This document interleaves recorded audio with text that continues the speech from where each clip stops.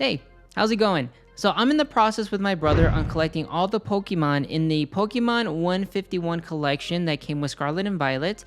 And because this is my first time really collecting cards seriously and I needed a way to stay organized, and then also because when I'm out at card shops or whatever, I don't remember every single card that I have. So I wanted a really simple and effective way of keeping track of my entire collection.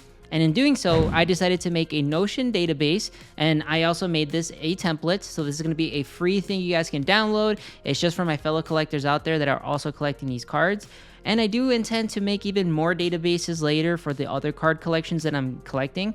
But I want to, in this video, just show you how I use my database and my template. And if you are interested, well, lucky enough, it's going to be for free to download anyway. So let's take a look. All right, I'm going to show you guys how I use my database, and yeah, let's just get things started. So if you notice, this is the main page. This is like the way it looks, right? Now, in doing so, you'll see that right here, I have Pokemon, and I have 10 currently listed. The reason I have currently 10 only listed is because I have a limit view set to 10, meaning only 10 are going to load when I first open this.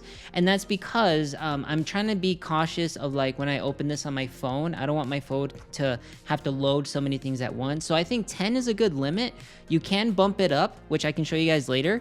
But the point is I have 10 listed so far. Now you'll also see I have this little section and it's called card image. So let's just go down one Pokemon at a time, right? So you'll see I have the icon for the Pokemon, so you know it's a grass type. Now, you have Bulbasaur, and then with this card image, you have two ways that you can do a quick preview.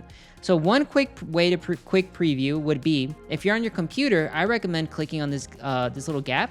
So that way, you can quickly load up and see the picture of Bulbasaur, and that is indeed the card for this collection. But let's say you're on mobile, then you can also click the icon, which will immediately give you this bigger view of the Pokemon card. And you can do the same on the computer, but for computer, sometimes when I'm quickly just skimming things, I just do the quick preview like this. So I'll be like, oh, okay, yeah, that's the Venusaur one, or oh, what's that Charizard look like that I'm missing? Oh, right, that one, there you go. Or if I want to see it even bigger, I can just click it and there it is. Now, next is the type. So I did filter and group every Pokemon based on their types as well. The types will be slightly different. Like, technically speaking, I know like Weezing is considered like a poison type. But then in this card series, it's considered a dark type. So I just filtered and organized everything based on the way the cards were made and set. But you can customize this later on if you want. This is entirely up to you. That's just how I decided to do it. Next, you have a regular section, a reverse holo section, and a holographic. Now, I don't know if every single card comes with a reverse holo or every single card comes with a holographic, but the point is, if you get one in any of those manners, you have a way that you can check this off. So let's say right now I just acquired a Venusaur EX, which again, if I wanted to quickly remember what that looks like, there it is. So let's say I got it as a holographic. So then I would just go to holographic, I would check that off. And then if you notice right here where it says number of cards, that's because I wanted a simple way to just tally up and count how many cards I have. And I know this is going to be my first one. So I'm going to put 0 to start because 0 just means that I don't have a regular one. I'm going it based off the way I wrote these three. There's regular, reverse, and holographic. So 0, 0, and 1 holographic Venusaur. And I have a date property if any of you are interested in at least knowing when you first acquired a card. Like I actually do like that kind of stuff. Then I would just click April 29th today. And there you go. I also have a section for grades. I plan to grade some of my cards. And if you are a grade collector as well, then you can put which card that you have graded. So if you have like a grade 9 Bulbasaur, then you would just write 9. Or maybe that Venusaur you got ends up being a freaking grade 10. That'd be amazing. But yeah, so that's the idea for the grades. Of course, I'm going to remove these because this is my actual database. This isn't the template one yet. So I don't want to get myself confused here. Let's say you wanted to see more of your Pokemon. Let's say you wanted to see more of the database. Well, you just go to the bottom left here where it says load more. And there you go. Now you guys this is my actual database. So you're seeing how many cards I have. You can see what I'm missing and what have you. And the cool thing that I did was right here at the bottom where these values are. Values 207 just means that's 207 cards I have in the database listed so far. I can add more or remove them.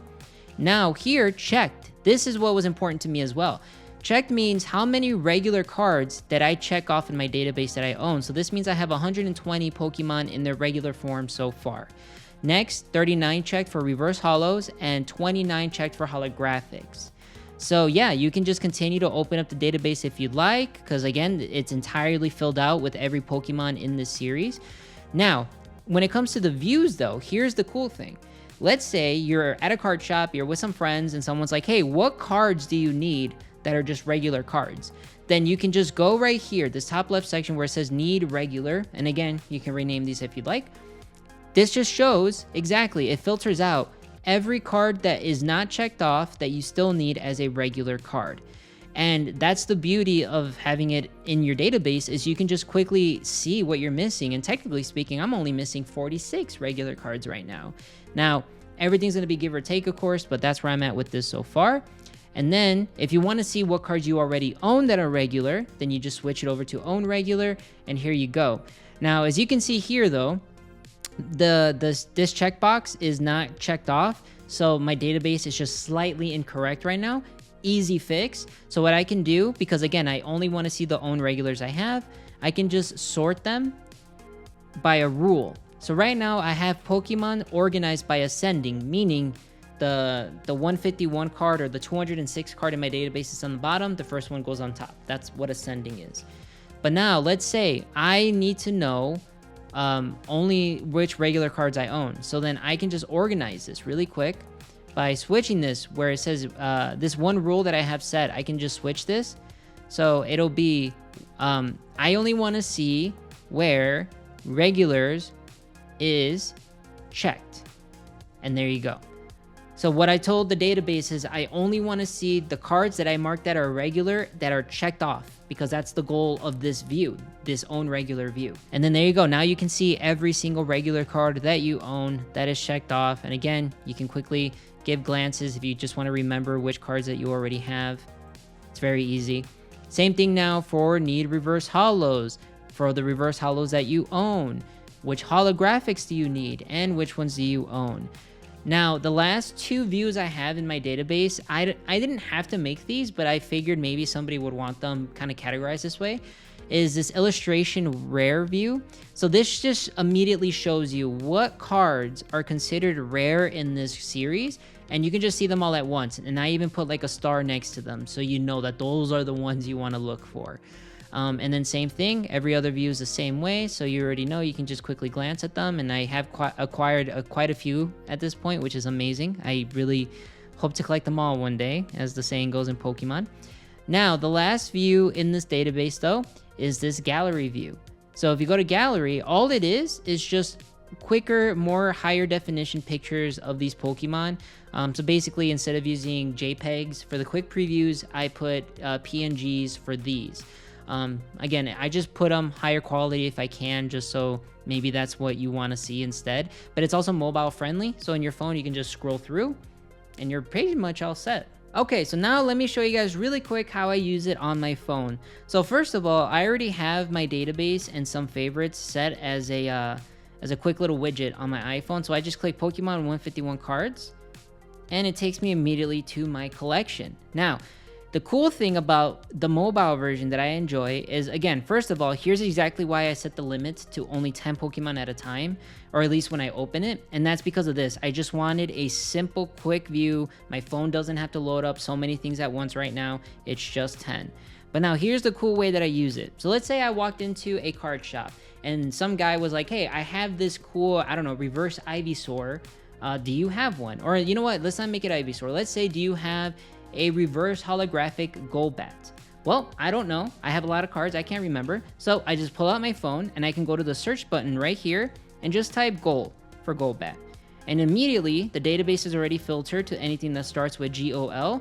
And I already see the Golbat right there in the beginning. So I can quickly look and just say, oh yes, I have a regular Golbat, a reverse holo Golbat. I have one regular, two holographics or reverse holos. And then just to be sure if this is the one, I just click on that picture.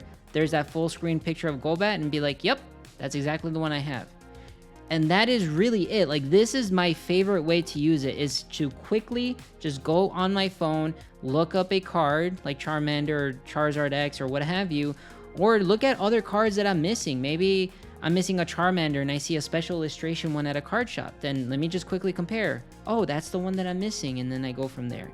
So it's pretty self-explanatory, but this is exactly why I intended on making this for myself. And in reality, now it's going to be free for you guys.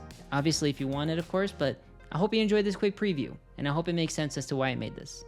So thank you guys for watching that video. And actually, guess what? By the time I finish recording this, the template is already live and ready for use. So all you need is a free Notion plan, which you can get again for free, and watch my really quick, like 2 to 3 minute tutorial on how to duplicate this into your Notion workspace. It really is as easy as like 2 clicks, and I'll have linked in the description with it a really quick tutorial on how to duplicate it. Like I will show you how to get it to your Notion right away. It's going to be simple, but even if you're not interested in the template, thank you either way for watching this video. Thank you for watching it in its entirety, supporting me, of course. Other than that, I'll see you guys in my next Pokemon unboxing.